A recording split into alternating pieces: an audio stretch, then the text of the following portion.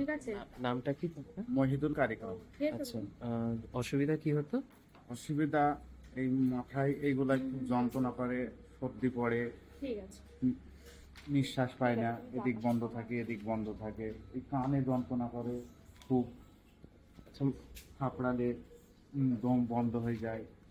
মানে এটা কতদিন ধরে হতো? মোটামুটি আমি 2 বছর ধরে এরকম সমস্যায় ভুগছি। 2 বছর ধরে? 2 বছর ধরে দিয়ে আমি এক জায়গায় অপারেশন করালাম, তো আরও কেস ওরকম হয়ে গেল। তারপরে আবার স্যারের সন্ধান পেয়ে স্যারকে দেখিনি, তারপরে আমি 3 মাস পরে অপারেশনের জন্য প্রস্তুতি হয়েছি। মাহিদুল বাবু বলো, তোমার তো আমরা দ্বিতীয়বার অপারেশন করলাম, পুরো নাকটা জুড়ে গেছিল তোমার। আগে ডাক্তারবাবু তোমার ডোমকলে বলেছে অপারেশন হয়েছিল সেপ্টোপ্লাস্টি। আর তোমার অভিজ্ঞতা বলো, আগের অপারেশনের পরে কি অভিজ্ঞতা হয়েছিল, এখন কি হবে? আগে উনি অপারেশন করেছিল, অপারেশন করার পরে যেভাবে প্যাক নাকের অপারেশন হয়েছিল? হ্যাঁ, নাকে 2 সাইডে প্যাক দিয়েছিল। প্যাকের এই সাইড দিয়ে 2 সাইড দিয়ে টোপে টোপে রক্ত তো এনি টাইম, মানে 2 দিন তো রেখেছিল, এনি টাইম তো রক্ত পড়তো কি, তার জন্য ভয় পেয়েছিলাম প্রথমবার, আমি জানি না।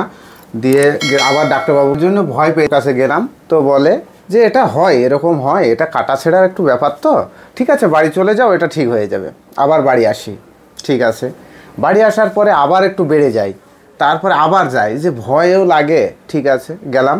দিয়ে এনাকে বললো যে উনি মানসিক পাগল হয়ে গেছে, ওনাকে শিরার ডাক্তার দেখাতে হবে, আর আমার কাছে ওনাকে নিয়ে আসবেন না। ঠিক আছে, তাও আর একবার নাকের প্যাক খোলার দিন নার্সিংহোমে গেলাম। প্যাকটা খুলে দেওয়ার পরে তাহলে ডাক্তারবাবুর সাথে একটু দেখা করতে গেলাম, তো বলে যে ইনারা আমার কাছে কি করতে আসে।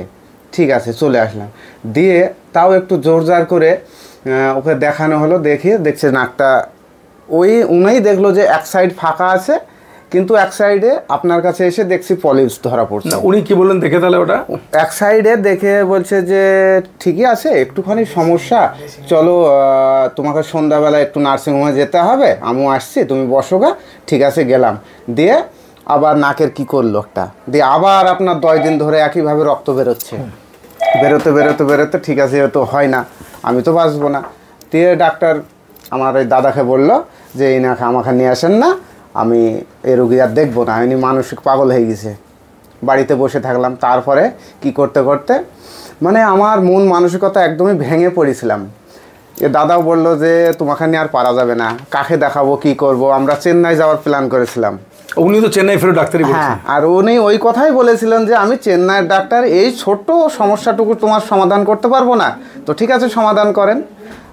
সমাধান করতে কি তো আজ এই হাল। শোনো, তোমাকে আমরা দেখিয়ে দিয়েছিলাম পুরো জুড়ে গেছিল নাকটা এবং প্রচন্ড বন্ধ। আজকে তুমি বুঝতে পারছো কি ডিফারেন্সটা নিঃশ্বাস নিয়ে? তুমি পাগল নয় বোঝা যাচ্ছে। হ্যাঁ, আমি পাগল না, একদম নাক পুরো খোলা একদম। তার মানে ভালো অপারেশন করলে নাকটা খোলা যায়, নাকের অপারেশন করে। আমি আজকে বুঝতে পারছি যে নাক খোলা, এরকম নয় যে নাক বন্ধ থাকবে আর আমি পাগল বলে তোমাকে সম্বর্ধনা করে দেবো, নাকি? সুতরাং নাকের ভালো করে সার্জারি করতে হবে এবং নাক ঠিক করতে হবে। আজকে তুমি খুশি তো? অনেক খুব খুশি স্যার। আমি নিঃশ্বাস নিয়ে বদলে গেছে মনে হচ্ছে। ঠিক আছে, হ্যাঁ।